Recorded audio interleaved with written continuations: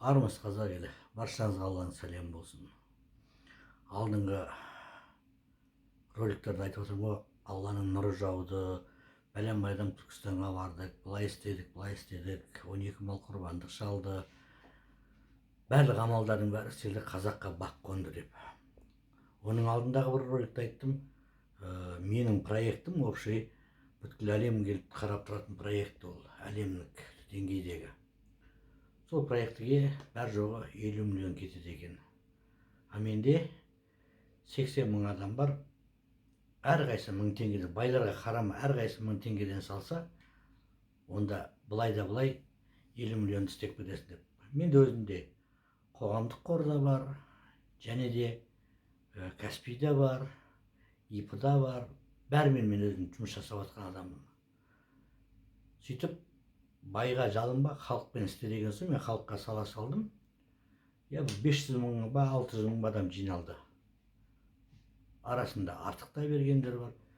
Біраз не, биыл осы сентябрь қараша айында 16-сында үлкен ас болады. Қазақтың игі жақсы төре би ағалар, үкімет адамдары емес, немесе орган адамдары емес, келіп ол асқа қатысады. Ол жерде енді бір таңба тұр, Найман атаның таңбасы, енді басқа салардың таңбасы. Осы халықтан түскен ақшаға шамам келгенше қоям да, биыл асты тағы да өткізе берем. Бірақ маған тағы да тапсырма салынды осы жол. Енді елге көшесің, ұлы дүние құдірет басталып, еліңде тұрады деп. Енді мен шалғайға қарай шығып кеткенмен, бірақ менің негізгі қалаған тірліктерім бір осы Алматы қаласында. Бұның бәрін неге айтып отырмын? Біздің халық сол жағағы 80 мың адам бар екен менде. Сол 1000 теңгеден салса да 50 миллион шығады деп айтып не қылсам, біраз адамдар менің жекеме шығып, руың кім, саған кім ұқсат берді, біздің рудан саған ұқсат бергендер бар ма деген қисық сөздер, және сен бүткіл рудың басы болып кеттің ба деген қисық сөздер, немене сен артық тудың ба, сенің қасиетің менің қасиетімнен жоғары ма деген әңгімелер көп кетті. Содан ойландым. Біз қазақ неге жем болып жатырық?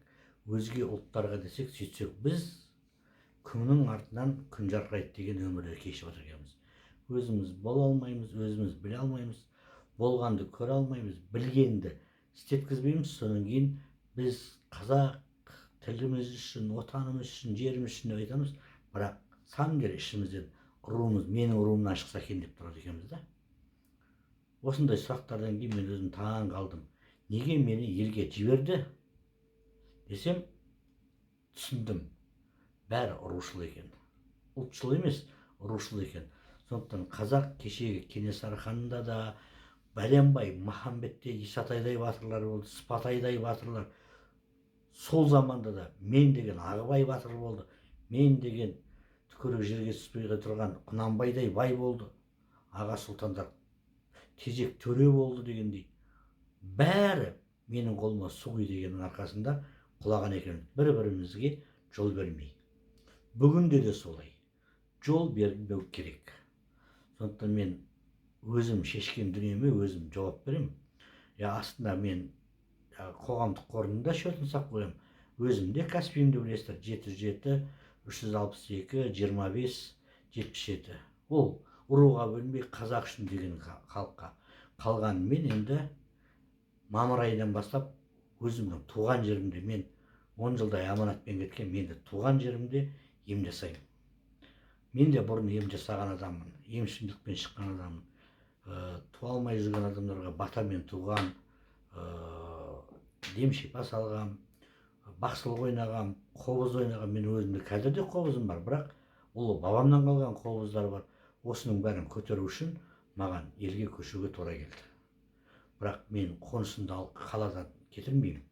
Бірақ күзде аста, осы жерде болып, осы жерде халықтың ішінде мен айтқан бақыт құсы қалай екенін бүткіл әлем білетініне мен күмәнім жоқ.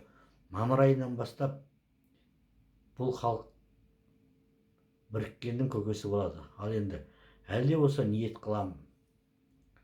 Ауыз бірлік болсын, ұруға бөлінбеймін, ұлтшыл болмаймын, бірлікті боламыз, қазақ мәңгі сақтасын десек, қарапайым халық өзіміз жасауымыз керек.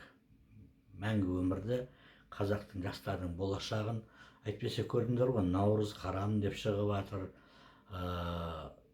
Орыс тілі деңгейін алып тастадық, қатар деп жатыр, тең емес қазір, қатар деп небір өтіріктің майына апарып батырып жатқандар көп. Сондықтан үкіметпен таласудың керегі жоқ.